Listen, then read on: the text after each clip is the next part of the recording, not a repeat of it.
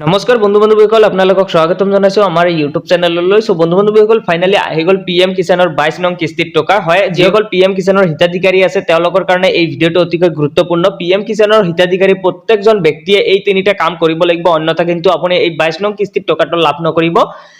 এটা গুৰুত্বপূৰ্ণ এটা নোটিফিকেশন আহিছে, অৰ্থাৎ গুৰুত্বপূৰ্ণ এটা আপডেট আহিছে। প্ৰত্যেকজন পিএম কিষাণৰ হিতাধিকাৰীৰ কাৰণে এইটো জৰুৰী। এই তিনিটা কাম নকৰিলে কিন্তু আপুনি পিএম কিষাণৰ যিটো 22 নং কিস্তিৰ টকা আহিছে সেইটো কিন্তু আপুনি লাভ নকৰিব, অন্যথা কিন্তু আপুনি ইয়াৰ পৰা বঞ্চিত হ'ব। সো কেনেকৈ এই তিনিটা কাম কৰিব সবিশেষ জনাম এইটো ভিডিঅ'ৰ জৰিয়তে। তাৰ আগতে সৰু এটা ৰিকুৱেষ্ট, যদি আমাৰ ইউটিউব চেনেললৈ প্ৰথমবাৰৰ কাৰণে ভিজিট কৰিছে প্লিজ চেনেলটো ছাবস্ক্ৰাইব কৰি বেল আইকনটো বজাই দিব আৰু ভিডিঅ'টোত এটা লাইক কৰি দিব।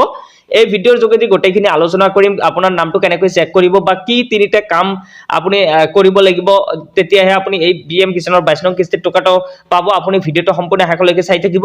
আহি গ'ল নতুন নিয়ম, এই তিনিটা কাম কৰক আৰু লাভ কৰক পিএম কিষাণৰ 22 নং কিস্তিৰ টকা। অৰ্থাৎ তিনিটা নতুনকৈ নিয়ম আহিছে। প্ৰত্যেকজন পিএম কিষাণৰ হিতাধিকাৰীয়ে এই তিনিটা কাম কৰিব লাগিব, অন্যথা কিন্তু পিএম কিষাণৰ 22 নং কিস্তিৰ টকাৰ পৰা বঞ্চিত হ'ব। আৰু কোৱা হৈছে যে কোটি কোটি কৃষকৰ বাবে আহি গ'ল ডাঙৰ খবৰ, অৰ্থাৎ প্ৰত্যেকজন পিএম কিষাণৰ হিতাধিকাৰীৰ কাৰণে এই জৰুৰী খবৰটো। শীঘ্ৰেই প্ৰতিগৰাকী কৃষকৰ একাউণ্টত সোমাব ধন। পিএম কিষাণৰ 22 নং কিস্তিৰ টকাটো আপোনাৰ অতি সোনকালেই কিন্তু আপোনাৰ বেংক একাউণ্টত আহি যাব। আৰু আপুনি এই বেংকত অহাৰ আগতে, অৰ্থাৎ আপোনাৰ বেংকত এই টকাটো অহাৰ আগতে কিন্তু আপোনাৰ কামখিনি কৰি ল'ব লাগিব, অন্যথা কিন্তু আপুনি ইয়াৰ পৰা বঞ্চিত হৈ যাব।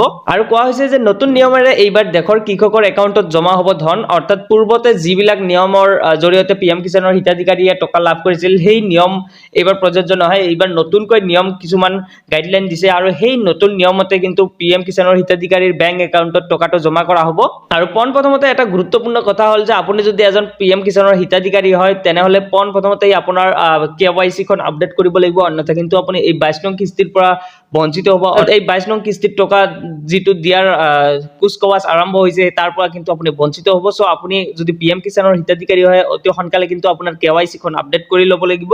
আৰু স্পষ্টভাৱে কোৱা হৈছে যে KYC আপডেট নকৰিলে লাভ নকৰিব পিএম কিষাণৰ ধন। মই অলপ আগতে ক'লো যে KYC যদি এইবাৰ আপুনি আপডেট নকৰে তেনেহ'লে কিন্তু আপুনি 22 নং কিস্তিৰ টকাৰ পৰা বঞ্চিত হ'ব। সেইটোৱে ইয়াত কোৱা হৈছে যে KYC আপডেট নকৰিলে আপুনি লাভ নকৰিব এইবাৰ পিএম কিষাণৰ ধনটো। আৰু ছেকেণ্ড নম্বৰ পইণ্টত কোৱা হৈছে যে জালিয়াতিৰে নাম সন্নিৱিষ্ট কৰা হাজাৰ হাজাৰ ভুৱা কৃষকৰ নাম কটা গৈছে। অৰ্থাৎ বহুত কিন্তু কৃষকে জালিয়াতিৰ নথিপত্ৰ কিছুমান ব্যৱহাৰ কৰি পিএম কিষাণৰ টকা আত্মসাৎ কৰিছিল। তাৰ সেইটো কিন্তু ভেৰিফিকেশ্যন কৰাৰ পিছত সেই ভুৱা কৃষকসকলৰ কিন্তু নাম ইতিমধ্যে কটা গৈছে। বহুতৰ নাম কিন্তু কটা গৈছে। এই পিএম কিষাণৰ যিটো লিষ্ট প্ৰকাশ কৰিছে সেই লিষ্টৰ পৰা কিন্তু বহুত হাজাৰ হাজাৰ ভুৱা পিএম কিষাণৰ হিতাধিকাৰীৰ নাম কৰ্তন কৰা হৈছে।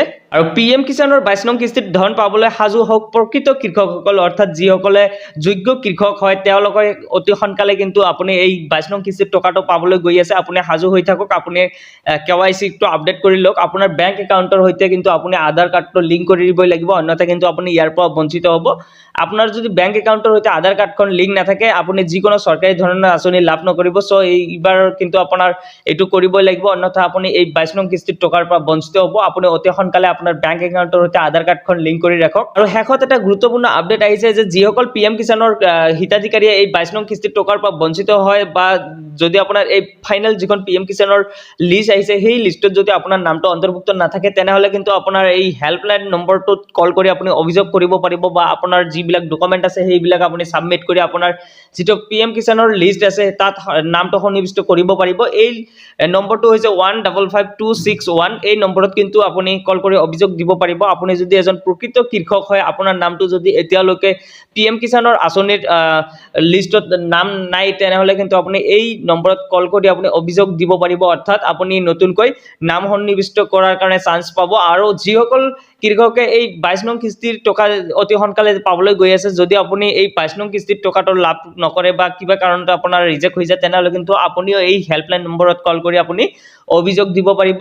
সো এইখিনি আছিল মূল বিষয়বস্তু। যদি ভিডিঅ'টো ভাল লাগিছে আপোনাৰ বন্ধুবৰ্গলৈ শ্বেয়াৰ কৰি দিব, আৰু যদি চেনেললৈ নতুনবাৰৰ কাৰণে আহিছে প্লিজ চেনেলটো ছাবস্ক্ৰাইব কৰি বেল আইকনটো বজাই দিব।